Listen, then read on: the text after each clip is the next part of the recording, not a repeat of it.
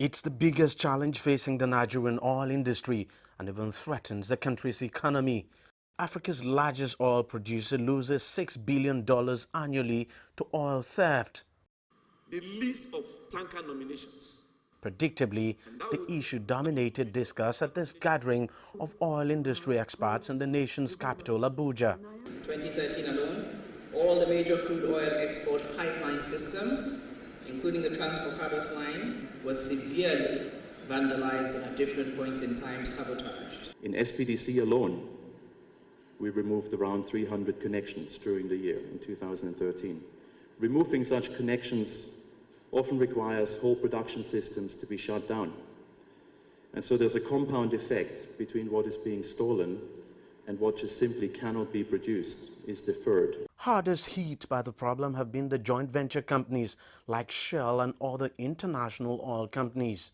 But the man who heads Nigeria's leading independent oil firm argues that local players may hold a solution to the oil theft crisis. I have no doubt about the fact that if we create a structure that says that puts independent indigenous companies within the ambit of those joint ventures on the onshore assets, we will certainly get better solutions to the question of theft. We are African Nigerian living in a Nigerian environment. To a certain extent, we as Africans and Nigerians know how to protect ourselves. The country is taking several measures to deal with the problem.